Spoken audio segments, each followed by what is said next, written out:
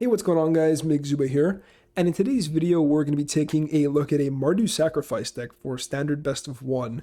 So while this is typically a Rakdos deck, we are splashing white for Extus Auric Overlord.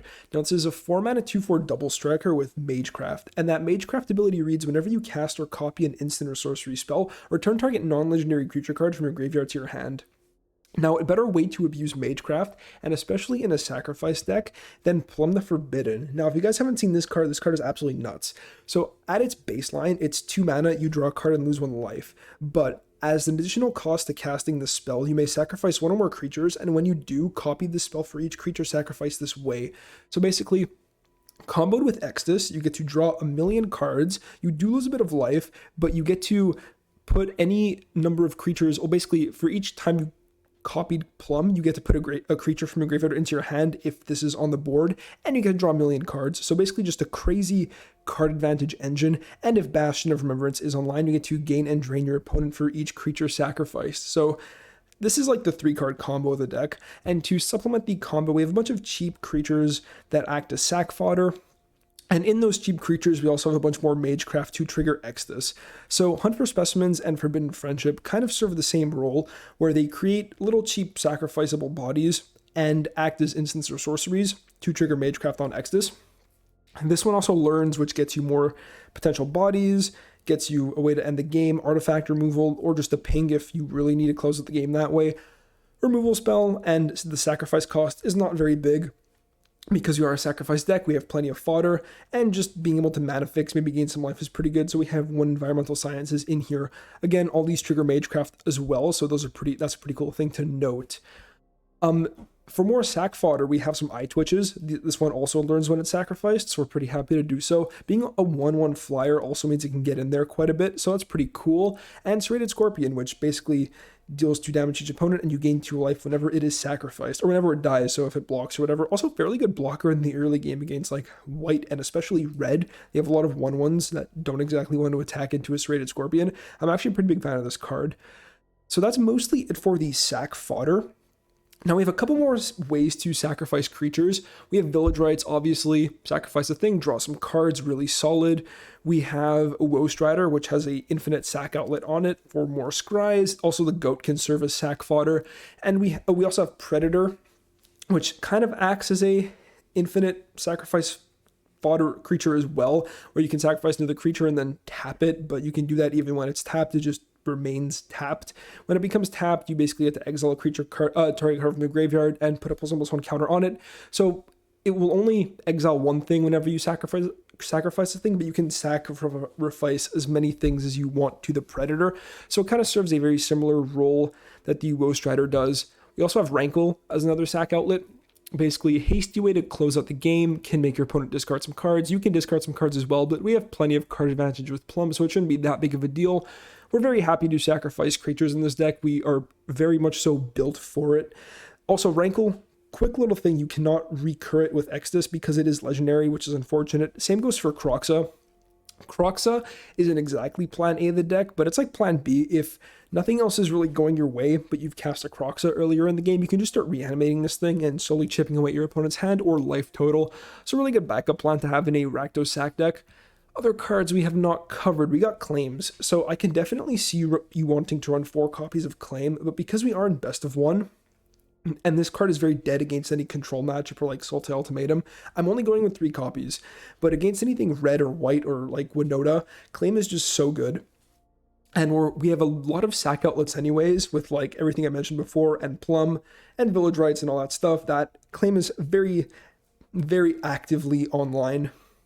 We have some Bone Crusher Giants as a removal spell and a creature. We are best of 1, so there is a lot of cheap creatures to remove, very aggressive format. Also, keep in mind, Stomp does trigger Magecraft. So to get even more value off your Bone Crusher Giant than you typically do, if you have an Extus in play, you can stomp a thing, put something from your graveyard back into your hand, and still have a 4/3 body left over. So I think that's pretty much it for the main deck. We got the mana base here. Mardu Triome, obviously we're in Mardu. These pathways are typically going to be black, or red, but you have the option of playing them on white if you haven't found a triome yet. You also have 1 plains, which, you know, you can fetch off environmental sciences. The splash is very easy to do in this deck. It's not a huge deal at all, and because we only really need 1 white, we're chilling. Oh, while I'm on here, we're going to talk about Awaken the Blood Avatar. So I haven't mentioned this card yet because it's not exactly plan A of the deck. It's 8 mana, but you as an additional cost to casting the spell, you can sacrifice any number of creatures, and it costs 2 less mana for each creature sacrificed that way. Then you can, you sack a creature and your opponent sacks a creature. You create a 3/6 avatar creature with haste, and whenever it attacks, deals 3 damage each opponent. So this can technically close the game. Keep in mind that you always have it, but it's not exactly plan A or plan B. It's sort of plan C. If nothing else really has gone your way and your opponent's pretty low, then you can obviously just slam Awaken the Blood Avatar and kill your opponent, but it is not what the deck is definitely trying to do. It's just on the backside of Exodus, so we can play it in the deck. It's pretty much free. So yeah, that's pretty much it for the list, guys. It will be in the description down below as always. If you like the deck, be sure to drop a like on the video and consider subscribing. It motivates me to make more content. So that's gonna be it for me, guys. Let's get into some games. Hand is good. We need some instants or sorceries, but we have some eye twitches. Got a Croxa. We're not doing too bad. So I think we just start out with eye twitch on 1. If I want, I can play this tap next turn and still play an eye twitch, and then still get in for some evasive damage. Opponent goes with their own eye twitch. That's pretty funny. Let's see if they want to trade. They trade. They don't trade. Okay. I think I'm going to hold this for next turn. We can play tap land and play another eye twitch. Alright, not looking too bad. We already have a white source. I think we're happy with this. If the opponent's not blocking, we don't need a block, and we have more Air Force than they do. Okay. Let's get in there. Ping ping. So the question is, how soon do we want to get this online? We have nothing in the graveyard and no instants or sorceries yet. So I don't think there's a huge rush on the Exodus, but the second these start dying, then it kind of like, they recycle themselves if Exodus is online. So maybe we do want to get it down next turn. Let's Croxa them, see what they discard.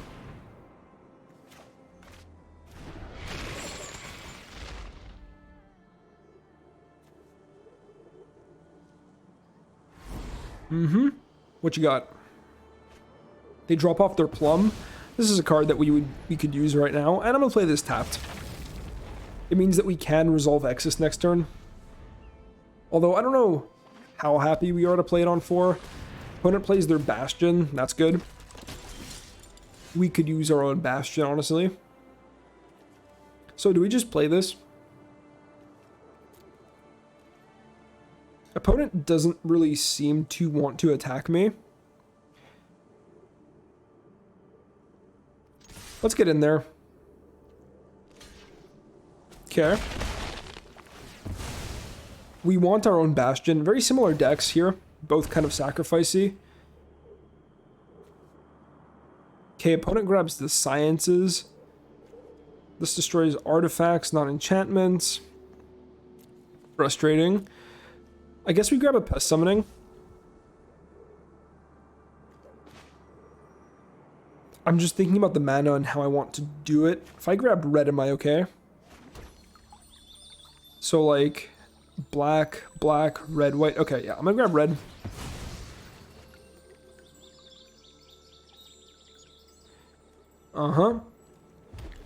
And we're gonna play out Exodus and see if the opponent wants to do anything about it.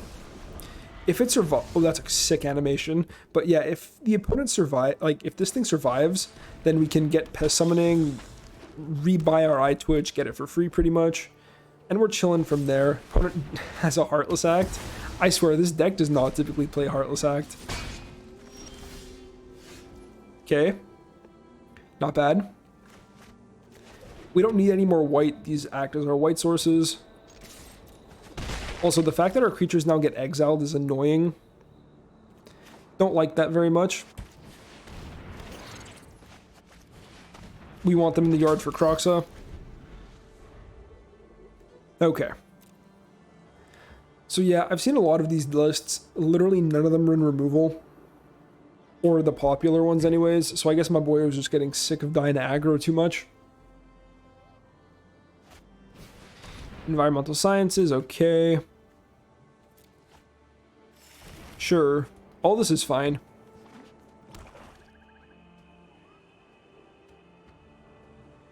Does the opponent want to attack? I would welcome it. Strongly welcome it. Claim. Okay, that's good. As much as I want to take the witch, and believe me, I want to take the witch, we have to get rid of this thing. Basically because it's going to put our creatures into exile, and that just can't do.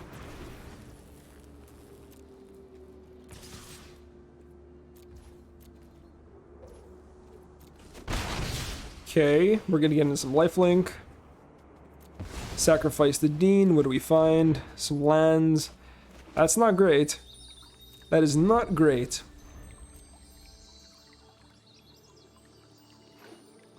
Opponent's Bastion looks very intimidating. Hunt, okay. Going wide. We have a bit of life gain in the form of the Scorpions and the Pests, so it doesn't look too bad.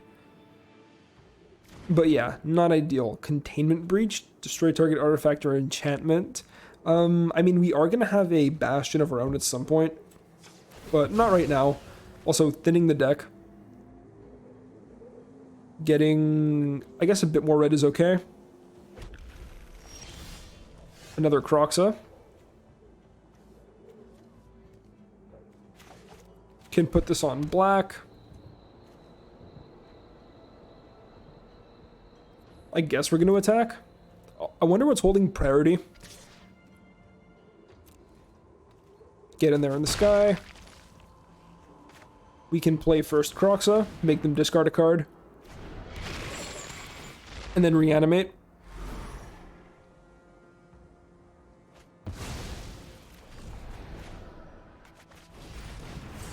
We want to keep non-legendary creatures in here. It's like we want to keep the Eye Twitch.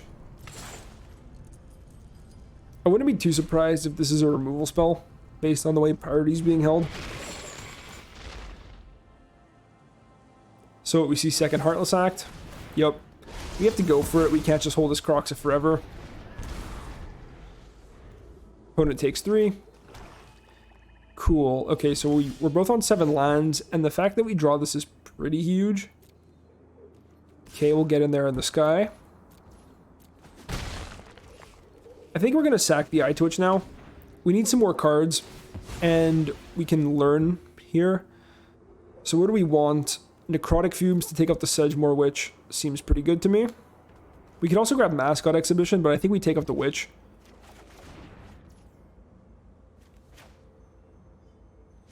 Can put this on red.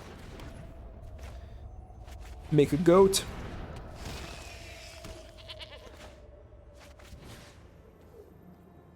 Yeah, I'm sure.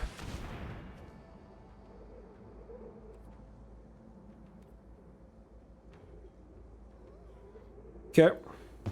I'm just making sure I targeted correctly. Yeah, that's fine. Man, they really don't want you targeting ward creatures. Jeez. Weird. Okay, cool. Anyways. Back to the game. Sorry, that whole interaction kind of stressed me out where I was like, are you sure you want to target it? I was like, did I do something wrong? It's like, did I target incorrectly, guys? Okay. Opponent writes his, get some more cards. Locthwain, and another Hunt. Okay, so the opponent's gassed up. They gave us like a free turn pretty much when they missed land, or then when they just played land and didn't do anything else. But right now we're not looking too bad. I'm not going to scry with the Ghost Rider.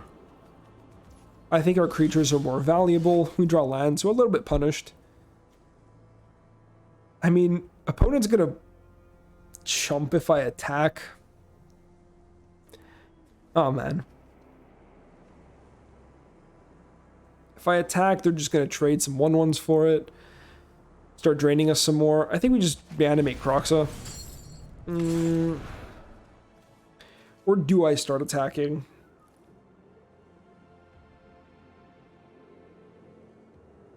I think we do actually. It's not great for us, but it's not horrible either. No, we're gonna chill. We're gonna wait for some plums. No attacks. Because Plum Forbidden lets us draw so many more cards. And yes, this is sad that we're exiling all this, but it is a necessary evil. Can the opponent draw off castle? No, they can't. Make a bit more black. Yeah, we still have 4 plums to go in the deck. And if we're sacrificing 3 creatures, then we're still, what? We're drawing 4 cards, which is really good for 2 mana. Okay, Stomp. That actually might come in handy. If they want to, like, 5 creature block this, then I can stop one of them. It's better just to chump. Yep. Okay. So how much more aggressive do I try to be? I think I hold this. I can shoot another 1/1 and play it, then try to be even more aggressive. You know what? That might be the play. But the opponent also might have a Sedgemoor Witch or this Dean. Alright, I think we hold. We're chilling with Kroxa right now. Hunt, okay. Is the opponent just trying to outgrind me with these creatures? Necrotic Fumes, eh? Okay. They go to exile Kroxa, which that's not happening.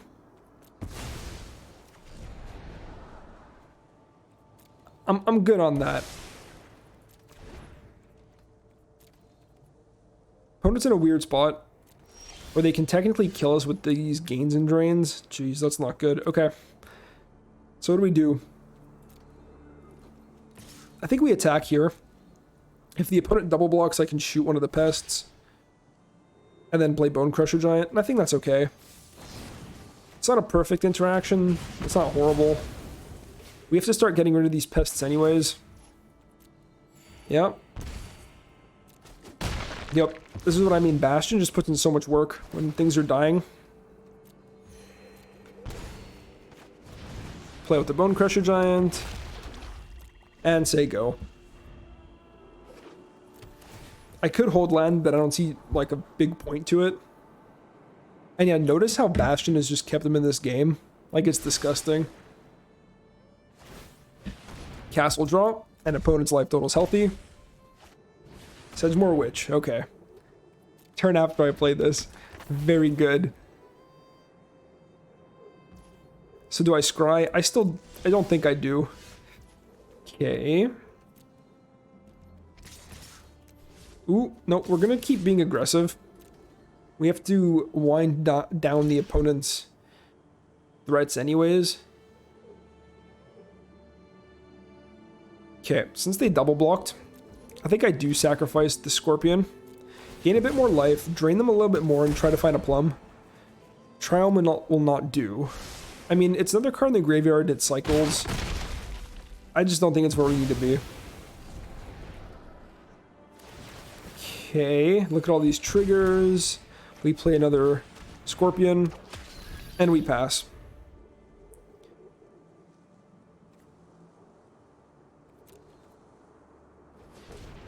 Again, we're not like a graveyard deck. Oh, Rankle. Oh, Rankle. I mean, it doesn't make us discard. It just kills us faster. Okay. Giving me a card, you're giving land. Guys, we're a 24 land deck. Sacrifice a creature. Get rid of one of these 1/1s. Ouch. Where are the combo pieces, man? We've drawn so many lands.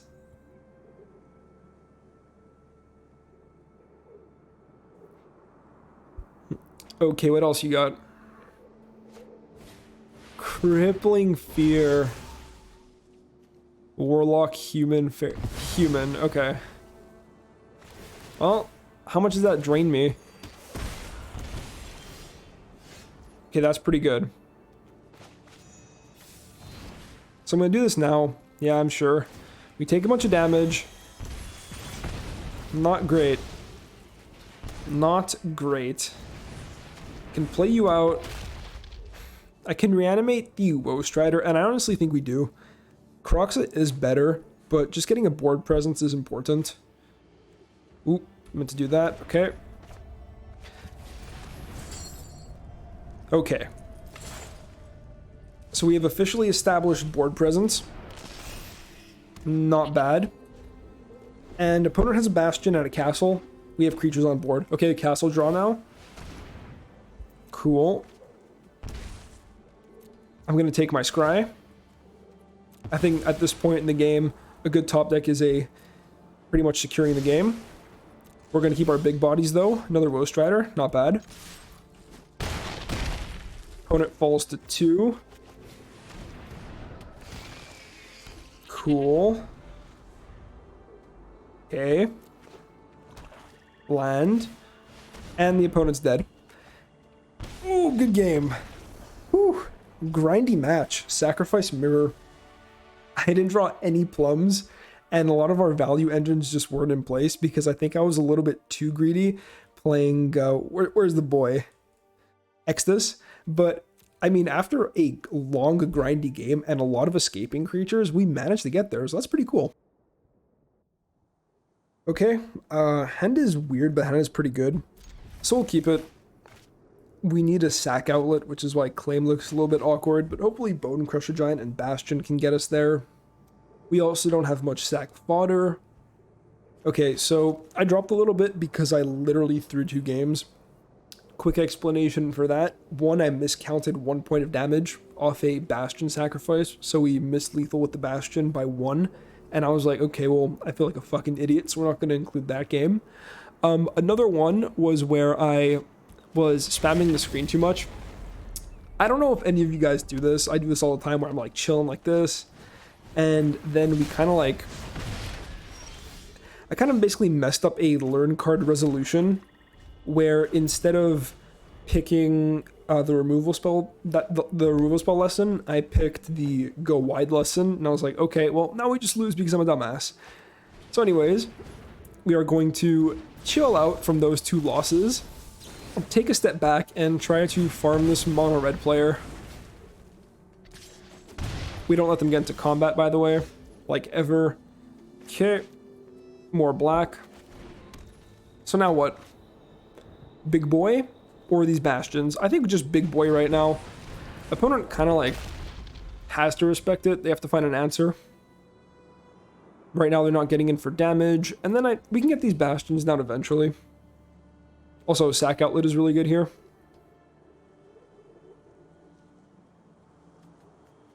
But yeah, if we can like roadblock them with a Bone Crusher Giant, we're pretty happy. This is the exact reason they're in the deck, for like hyper aggressive matchups like this. If they attack, I'll just take 1. Yeah, see now they're stumped. Yeah, I'm good. I'm not gonna play into your Rimrock Knight.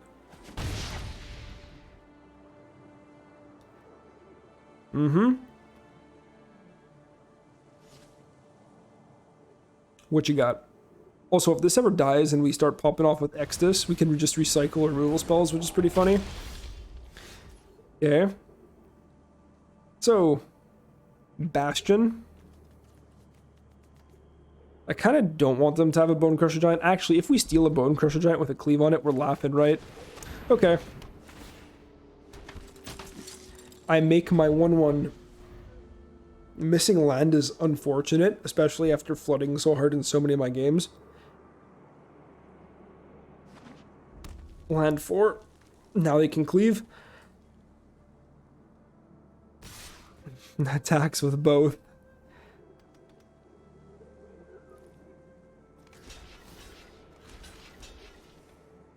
We do it like this. We don't want to take too much cleave damage if they do it, and by doing this we force them to put it on the champion. Yep. Oh, and they do. Okay.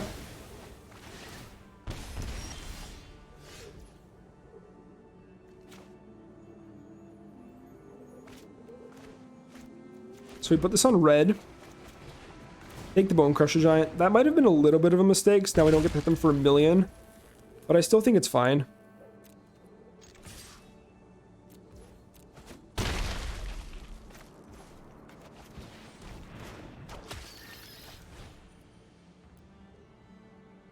I'm gonna hold this back.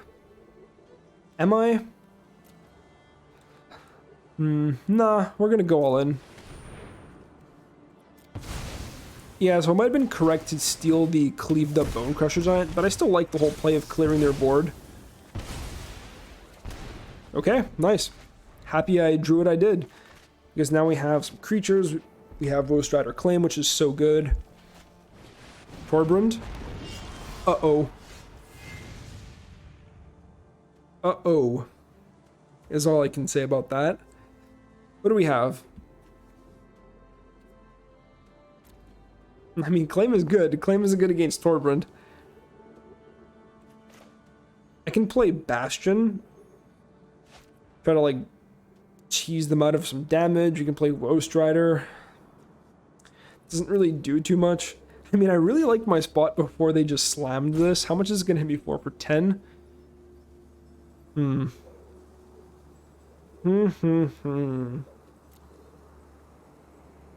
can play Exodus and Tapland. We can technically crack back for like 4. Yeah, I know it's my go. My deck isn't play creature attack. There's a little bit more to it than that. I think we play this because either way we're not using all our mana. Oh boy, next turn we're going to have access to 6 mana. 4, 5. So it's either Bastion or Exodus. I think it's Bastion. I think the sooner we get this online, the better. Now we have to pass. Okay, land. Opponent only has one more card left. Yeah, suit up cleave. Okay. Annex. Okay. Are they dead now is the question. This is going to shrink quite a bit. So, what do we have? We have 4. We can't play this and claim. So we have to claim, like, here. Which is unfortunate. We play Roast Rider. We hit them for... Right now they're hitting me for 10, but I can heal a fair amount. I think I hit them.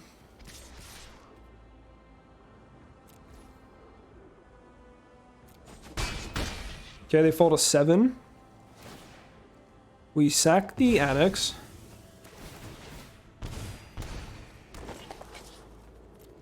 I mean...